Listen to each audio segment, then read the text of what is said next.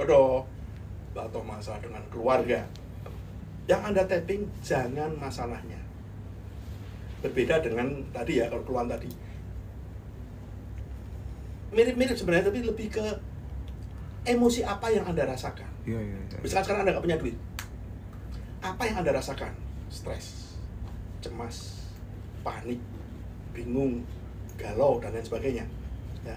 Rasanya, sekali lagi rasanya, bukan masalahnya. Karena kita lanjutin lagi ya. Dengar-dengar sekarang punya kebiasaan untuk mengubah lirik lagu gitu ya. Jadi aku tuh seneng kalau dengar cerita-cerita seperti itu. Karena relate dengan hidup saya gitu Om. Aku dulu kalau denger lagu yang galau-galau itu juga aku ubah gitu. Mungkin ku memang harus pergi, perginya aku ganti gitu ya, kira-kira. Jadi aku hobi banget untuk ngubah lirik lagu karena itu mungkin aku punya talent di situ gitu. Aku seneng gitu, redaksi kata-kata gitu, aku suka banget gitu. Nah mungkin bisa dibagi ke teman-teman, mudah-mudahan triks dan tips ini bisa membantu teman-teman untuk bertumbuh menjadi lebih baik gitu Om. Ya, jadi memang dulu zaman SMA, kuliah itu mahasiswa ya, saya itu pemain band Mas. Oke. Pemain band. Nah kemudian saya cukup seneng lah main band gitu ya. Cuman kemampuan saya itu terbatas. Jadi satu hal yang saya sesalkan, dulu saya kursus piano itu nggak serius gitu ya. Di kursus bapak saya sama keluar, dan nyeselnya kemudian hari. Kemudian saya kenal dengan Eros Jarot yang beliau juga seorang pencipta lagu, dan saya terlibat dalam beberapa proses penciptaan lagunya beliau, dan terakhir malah saya bikin video klipnya beliau. Saya punya keinginan sebenarnya menciptakan lagu lagi, tapi mungkin faktor ya kesibukan, kemudian kemampuan saya juga merasa tidak hebat-hebat amat. Kadang-kadang malu Mas gitu ya. Kemudian beberapa waktu yang lalu itu saya dengan sahabat saya, AS Laksana, dia seorang penulis, seorang sastrawan, kita diskusi bagaimana lagu itu bisa berpengaruh terhadap pola pikir kita, bahkan nasib kita mungkin gitu ya. Iya. Nah, saya eksperimen waktu itu mengubah kalimat liriknya Mas Eros ya, Merpati Putih itu saya. Itu waktu itu sedih banget ya. Saya ganti menjadi lirik yang bertemakan uang gitu ya. Ya gitu. Nah, kemudian 1 tahun terakhir ini kan AI semakin marak ya. Saya nemu sebuah AI yang bisa mengubah lagu. Nah, ini kesempatan saya gitu ya. Saya kebetulan sekarang saya juga berkecimpung di bidang pengembangan seperti ini. Apa salahnya saya coba? Saya nggak bisa bikin lirik yang romantis, yang gitu nggak bisa. Ya udah, saya bikin lirik-lirik yang sifatnya lebih ke pengembangan diri, motivasi, terutama masalah finansial ya. Kan banyak sekali afirmasi tentang masalah uang, masalah law attraction itu dalam bentuk kata-kata. Nah, mungkin yang saya lihat di YouTube selama ini juga afirmasi itu lebih banyak diucapkan. Ya, diulang-ulang, mau tidur, bangun tidur, ucapan terus. Kemudian saya punya ide, kenapa nggak saya bikinin lagu aja? Kalau lagu kan orang bisa mengucapkan dimanapun, kapanpun dia mau. Apalagi kalau lagunya enak gitu ya. Nah, saya eksperimen dengan Suno ya. Suno itu aplikasi AI yang mengubah lagu itu. Dan ternyata luar biasa. Karena kebetulan saya sedikit ngerti musik, saya bisa membuat lagu itu dari berbagai macam genre ya. Mulai dari pop biasa, hip hop, rock, dangdut, ya, reggae, kemudian apalagi ya blues. Dengan satu kalimat dengan satu lirik yang sama, saya bisa membuat berbagai macam genre. Dan sudah saya upload di YouTube juga, tapi ya karena kesibukan saya juga saya bukan seorang YouTuber sejati ya, jadi banyak terbengkelai gitu. Nah, kemudian kemarin ada teman juga ngajakin, Mas, masukin Spotify. Ya udah, sekarang saya udah masukin ke Spotify. Mungkin dalam minggu depan udah mulai rilis ya. Saya tidak mengatakan itu karya saya ya. Karena kita masih berdebat tuh masalah karya cipta atau apa. Saya nggak peduli lah. Tapi yang penting bisa menghasilkan sesuatu yang bisa dinikmati orang. Syukur-syukur bisa mengubah hidup orang. Nah, kemarin kalau kita ingat ada satu lagu yang cukup viral ya. Yang 1 miliar apa gitu, saya lupa. Nah, hal seperti itu kan bisa membangkitkan semangat ya. optimisme. Tapi sekali lagi, hal itu bisa disabotase oleh bawah sadar kita. Sekali lagi, pendapat saya nih, sehebat apapun afirmasi kita, selama masih ada tumpukan sampah-sampah emosi, itu berpeluang zero. Artinya justru disabot oleh bawah sadar kita. Contoh sederhana, ketika saya membuat lirik, misalkan gini, pendapatan 100 juta sebulan, misal gitu ya. Dia nyanyi itu, tapi dalam hati, lah aku ini tukang parkir ya. Ada suara-suara yang kemudian menghambat apa yang dia afirmasikan. Aku ini ASN, gajinya ya gaji bulanan. Dari mana? Nah itu menjadi menjadi mental block. Sekali lagi, afirmasi seperti ini, menurut saya, tetap perlu dibarengi dengan pembersihan emosi-emosi negatif. Supaya apa? Nyanyinya tanpa beban. Nyanyi-nyanyi aja. Nah, itu malah bisa kejadian tuh. Ya. Tapi kalau kita nyanyi sambil mikir ya, nyanyinya kalimatnya bagus mas, tapi mikir. Terang rayo. Jangan-jangan ini, jangan-jangan itu. Buyar itu. Gitu. Saya kadang kalau ada orang ngomong soal pembersihan emosi-emosi negatif, sampah-sampah emosi di dalam diri, bagasi emosi atau apapun lah, whatever orang nyebut gitu ya. Itu karena aku mungkin nggak tahu, aku mungkin nggak ngalamin itu gitu ya.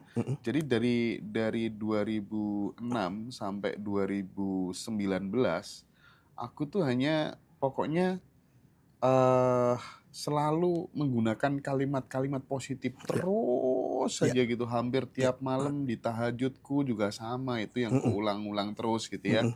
Tiap sore gitu aku melakukan banyak hal, kalau pengen jadi orang beruntung nggak pernah apes begini gitu ya. Atau mungkin itu juga sebagai tetesan-tetesan air yang kemudian pelan-pelan secara konsisten bertahun-tahun, itu mungkin barangkali aku punya emosi-emosi atau bagasi emosi negatif, itu mungkin bisa terkikis. Seperti halnya kalau di rumah itu ketika hujan kan netes tuh batu bolong ya, lubang kok gitu ya Om ya. Nah mungkin analoginya seperti itu kali ya Om ya. Sepakat. Jadi sekali lagi saya bukan ahli pengembangan diri, bukan psikolog, saya hanya berasumsi. Saya sepakat. Jadi memang sesuatu yang dilakukan secara terus-menerus pasti ada hasilnya. Pasti itu. Nggak mungkin nggak. Ya. Kan di ayat suci juga disebutkan bahwa kalau lakukan sesuatu dengan sungguh-sungguh, entah hadis, entah Quran, saya lupa apa. Kalau sesuatu dilakukan dengan sungguh-sungguh pasti ada hasilnya. Tidak mungkin tidak. Itu ayat suci ya. Artinya kan bersifat mutlak, Mas.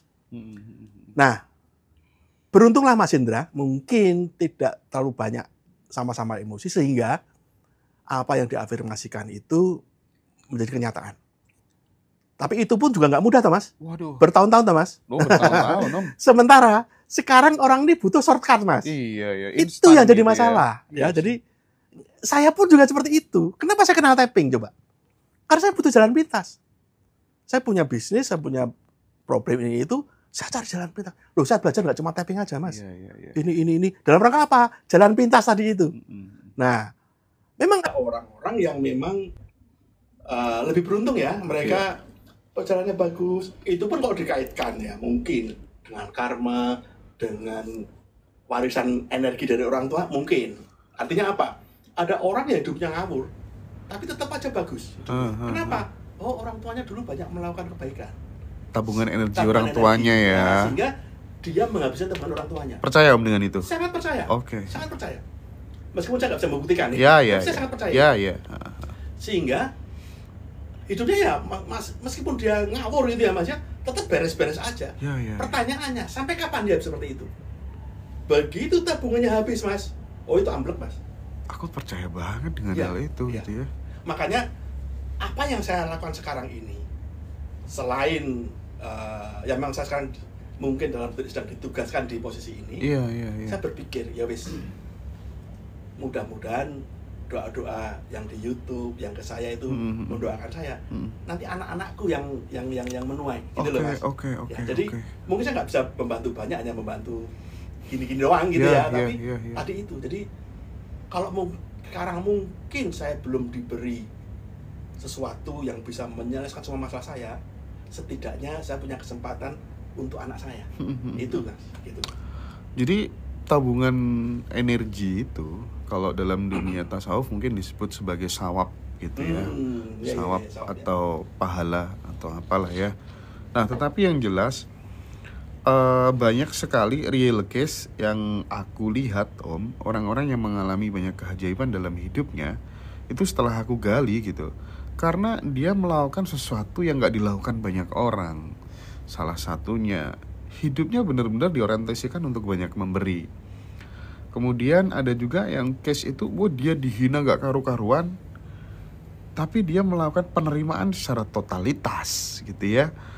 Nah, terus tak lihat juga karena waduh, dulu orang tuanya ketika masih hidup senengannya tirakat, Om. Wajar dong, dari kecil dia udah jadi seperti ini gitu. Nah, jadi aku mengamini, aku meyakini apa yang disampaikan Om Yuyun tentang tabungan energi ini. Dan ketika kemudian kita di bawah batas minimum, itu gawat. Kadang kita sering sakit lah, sering apes lah, ya. Tapi ketika kemudian tabungan energi ini ibaratnya udah sampai di level aman, lebih-lebih ibaratnya gitu ya. Ya meskipun kita nggak afirmasi apa-apa, semuanya jadi mudah tertata gitu ya Om ya. Nah makanya kesimpulannya teman-teman, berbuat baiklah secara random, secara acak sebanyak-banyaknya gitu ya Om ya. Ya karena memang ya pengandur ngunduh gitu ya. Nah, setuju nah, hukum alam. Yang penting belum tentu yang nanam. Yang penting mungkin anaknya. Ya. Cucunya dan lain sebagainya. Jadi ya penting menanam aja lah gitu. Pasti tumbuh kok ya. Asal kita nanamnya bener pasti tumbuh. Dan nggak mungkin Mas kita nanamnya nangka keluarnya durian itu nggak mungkin. Ya, jadi kalau kita tanamannya baik, buahnya juga pasti baik. Hanya masalah waktu saja. Aku suka sekali dengan konsep-konsep seperti ini Om. Karena ini bagiku kan real gitu ya. Misal dirimu gak bisa berbuat apa-apa, ya minimal kamu berbuat baik lah ya. Micetin orang, minimal doain orang, ya kan, senyum sama orang. Seorang ustadz ya Mas. Seorang ustadz itu dia mengatakan gini, kalau kamu punya banyak utang, doain orang-orang yang punya utang agar melunasi utangnya. Nah, karena itu dari Ustadz A. Dari Ustadz B saya pernah ketemu ngomong gini, kalau kamu mendoakan seseorang, itu orang yang didoakan itu mendapatkan 1 poin. Ya. Poin apa? Doa dari kita. Terus centang 1 cereng gitu ya. Tapi yang mendoakan justru dapat 3 poin. Jadi kalau kita bicara bisnis nih ya, lebih untung mendoakan daripada didoakan Mas. Karena begitu kita mendoakan kita dapat 3 poin Mas. Gitu ya. Jadi doakanlah orang-orang yang kesusahan. Doain juga orang-orang yang sudah kaya raya Mas. Itu kita doain mereka, pantulannya gede banget gitu. Dulu ada konsep saya baca di 7 Keajaiban Rezeki ya, Ipo Santoso. Nraktir orang kaya. Jadi jangan hanya menraktir orang yang di bawah kita, tapi justru traktirlah orang yang lebih dari kita. Itu energinya lebih besar baliknya gitu. Ya. Itu tuh pilihan inilah ya, pilihan opsi yang mungkin harus disesuaikan dengan proporsi kita masing-masing gitu ya. Nyamannya kita di mana, yakinnya di mana, tapi point of view-nya adalah bagaimana kemudian aktivitas-aktivitas positif itu tadi bisa menjebol mental-mental kemiskinan gitu. Secara tidak langsung itu kan install software kemakmuran yang ada dalam kepala kita gitu ya Om ya. Nah, jadi itu mungkin yang bisa dicoba dan dipraktekkan teman-teman semuanya gitu. Tapi aku lagi-lagi kalau sesi dengan Om Yuyun itu tanpa ada praktek kayaknya nggak seru deh teman-teman ya.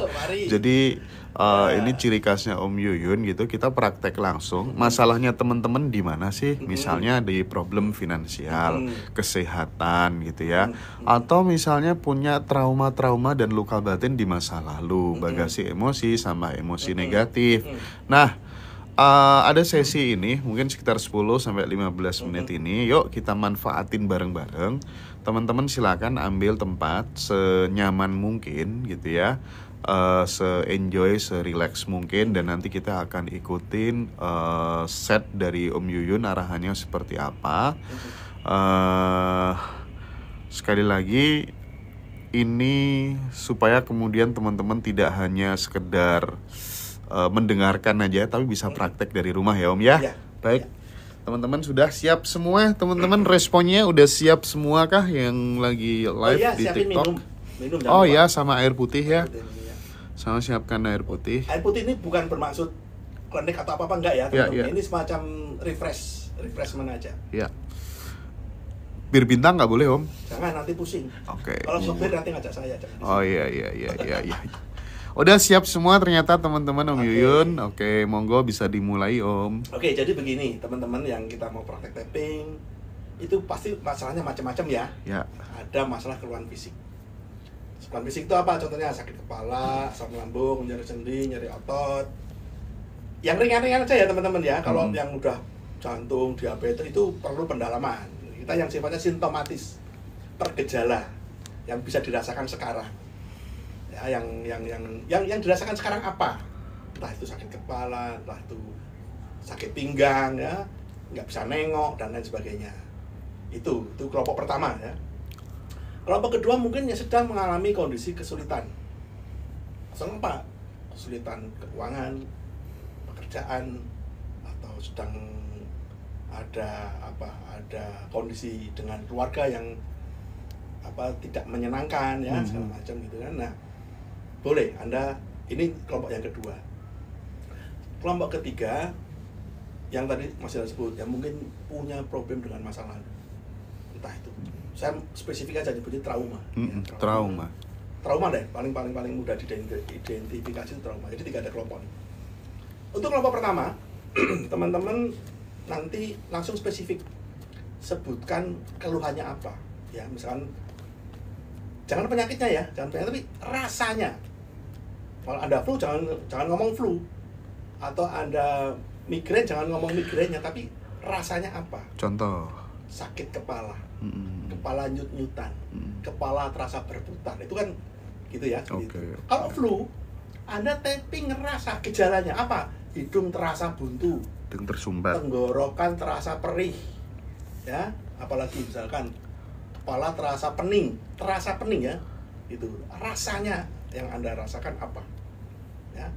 Pinggang juga gitu, pinggang terasa nyeri kalau dipakai buat bungkuk atau buat jalan atau lutut nyeri dipakai buat jalan, ya itu seperti itu.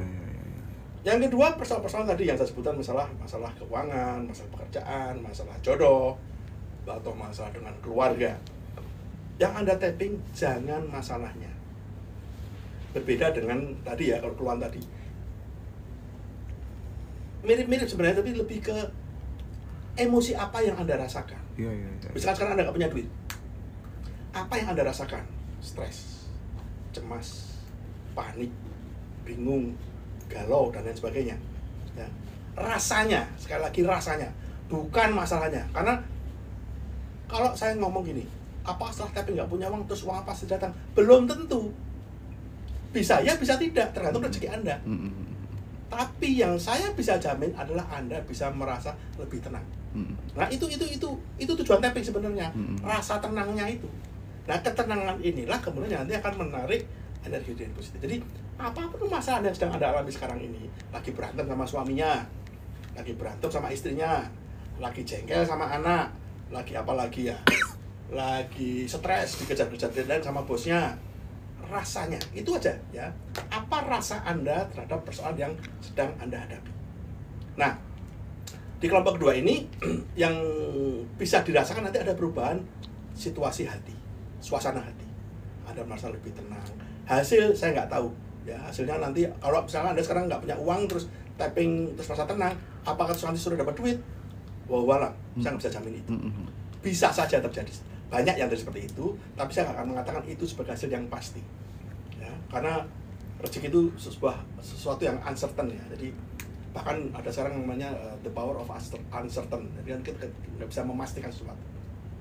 Nah yang ketiga yang tentang trauma. Nah ini trauma ini sebenarnya tentu kita tidak bisa merasakan hasilnya itu sekarang, karena ini biasanya terkait dengan masa lalu yang sudah cukup lama dan dampaknya biasanya kompleks. Ya, tidak bisa kita rasakan hari ini kita tapping, hari ini kita berubah. Ini perlu pendalaman ya yang intens. Anda harus menggali semua sama-sama emosi sebanyak mungkin. Nah seperti itu. Nah ini kan kalau yang penjelasan lebih lengkap ya tentu ada di kelas seperti ini ya. Tapi dalam kesempatan ini saya sampaikan seperti ini. Nah kalau sudah siap, sekarang silakan teman-teman minum air terlebih dahulu. Minum air putih terlebih dahulu ya teman-teman ya. Kalau udah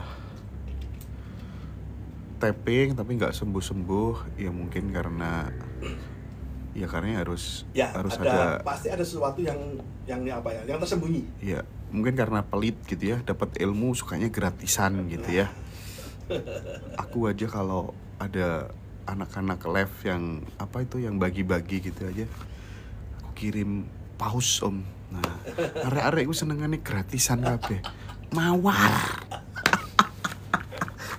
Wajar ora mari-mari. Enggak bercanda. Ayo om, kita start om. Sudah siap? Silakan Anda ketuk-ketuk karate chop ya. Karate chop itu samping telapak tangan sebelah kanan atau kiri sama aja. Ya. Dengan 2 jari, 3 jari, 4 jari boleh, terserah. Ketuk-ketuk aja, jangan terlalu keras, jangan terlalu lembut ya. Sambil mengucapkan kalimat setup seperti ini. Walaupun kepala saya terasa sakit, atau walaupun lambungku terasa mual, atau walaupun saya stres, kalau bisa detilin, walaupun saya stres karena hari ini deadline pekerjaan, atau walaupun kepalaku sakit nyut-nyutan, cekot-cekot di bagian samping sebelah kiri ya, semakin detail semakin bagus ya teman-teman. Ditutup dengan tapi saya menerima dengan ikhlas dan pasrah. Oke, sekali lagi, walaupun tenggorokanku terasa sakit karena radang tenggorokan, tapi saya menerima dengan ikhlas dan pasrah. Walaupun saya cemas karena uang saya habis, tapi saya menerima dengan ikhlas dan pasrah. Cukup, sekarang pindah ke kepala. Tangan kanan boleh, tangan kiri boleh ya, bebas ya teman-teman ya. Nggak usah dua-duanya, salah satu saja. Ulangi lagi kalimat yang sama. Walaupun kepalaku terasa sakit, nyut-nyutan, cekot-cekot, dan lain sebagainya, tapi saya menerima dengan ikhlas dan pasrah. Oke, sekarang pindah ke ujung alis dengan 2 tangan seperti ini. Ucapan kalimat yang kedua tadi. Saya menerima dengan ikhlas dan pasrah. Pindah ke pelipis. Saya menerima dengan ikhlas dan pasrah. Ke bawah mata. Saya menerima dengan ikhlas dan pasrah. Ke bawah hidung.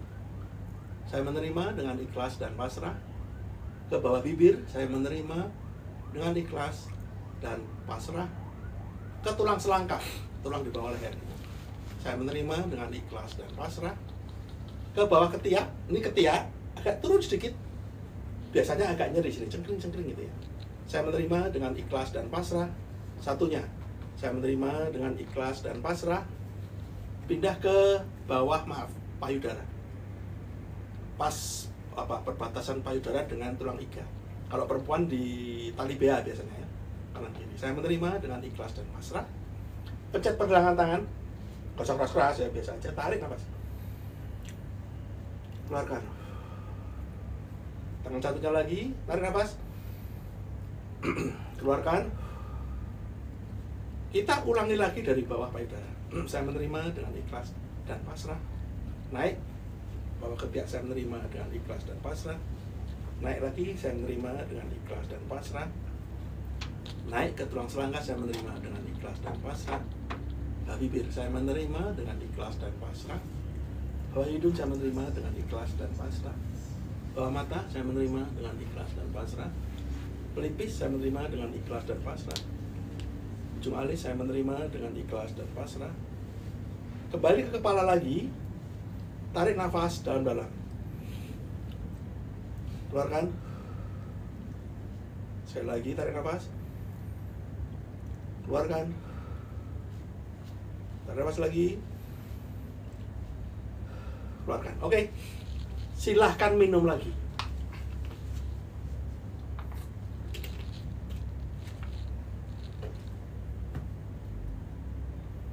Oke, coba teman-teman yang live, apakah ada yang dirasakan berbeda? Yuk, testimoninya seperti apa ya, teman-teman ya?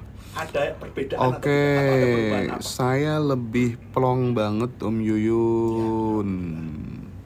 Saya lega, merasa lega dan plong Mbak Desi. Sip Mbak Desi. Saya menjadi lebih tenang, plong, lebih rileks. Putra Lianto, mantap, lebih tenang katanya. Ya. Bener loh, berbeda jadi nggak lesu gitu ya. Alhamdulillah saya lebih lega, nyaman Om. Eko Kiswoyo lebih nyaman Om Yuyun. Mbak Heni lebih Ada lega dan sakit tenang. Gak? Sakit hilang gitu ada nggak? Rileks dan ngantuk. Bau kiri lebih ringan. Lebih seger Om. Anasta tadi bau kirinya lebih ringan gitu ya. Yang ada keluhan-keluhan sakit fisik apa mungkin yang bisa di-share ke teman-teman. Ya, tapi bisa gini, rasa tenang itu kan sangat subjektif ya. Orang bisa bisa kebetulan gitu. Tapi kalau nyeri, kalau nyeri ada orang yang ngaku nyeri kemudian hilang, nah itu baru. Itu lebih enakan Om rasanya gitu ya. Saya sakit mual lesu lebih enakan. Itu Mbak Ninot. Sendawa Om saya Om. Nah, itu banyak gas, artinya banyak cemas. Saya mau tanya, kalau diulang setiap hari dilakukan sendiri bisa nggak? Silakan. Silakan. Justru itu makanya kenapa kita praktekin hari ini, supaya teman-teman bisa mempraktekkan di rumah. Mau 24 jam non-stop silakan. Nggak bayar. Selalu hasilnya kesembuhan. Karena tergantung masing-masing ya. Iya. Kalau yang sakit, misalkan sakit kepala atau nyeri otot di tempat di bahu misalnya gitu. Iya. Beberapa hasil tapping itu tidak selalu kesembuhan. Tapi bisa aja berpindah tempat. Tadi sakit kepala, tapping sakit kepalanya, hilang sakit kepalanya, tapi pindah ke pinggang, jadi nyeri. Mataku lebih berbinar Om. Ya, lebih terang ya. Teman-teman banyak yang merasakan setelah tapping itu terasa lebih bright gitu loh. Ada nggak yang setelah tapping langsung dapat transferan gitu? Banyak. Cek di YouTube-nya Ngaji Roso deh. Ya. Itu gini, kalau yang ikut kelas saya mungkin. Ya, kalau saya mungkin karena lebih intens ya. Tapi kalau teman-teman di Ngaji Roso itu kan sama-sama. Nontonnya baru itu. Iya, benar. Banyak loh itu yang baru tapping dapat transferan ini itu, ada yang udah nganggur lama itu sampai saya screenshot itu. Ampuh ya. Luar biasa. Tapi yang paling ampuh sih Om, doa makan Om. Apa itu? Ya karena setelah berdoa langsung makan gitu. Nah, doa makan ada cerita menarik.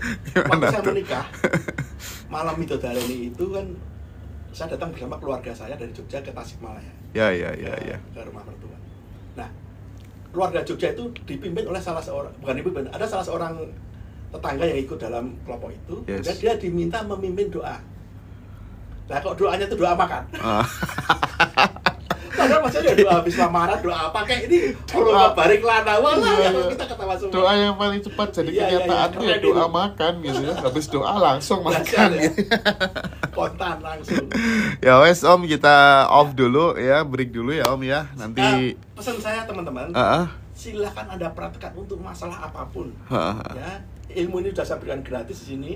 Tinggal praktek saja. Yes. Gak usah takut salah. Oke. Salah aja kadang-kadang efeknya bener kok ya. Gak usah takut salah, praktekin. Gak usah banyak tanya, praktekin udah gitu aja. Ya, oke. Istirahat dulu ya Om ya. Oke. Habis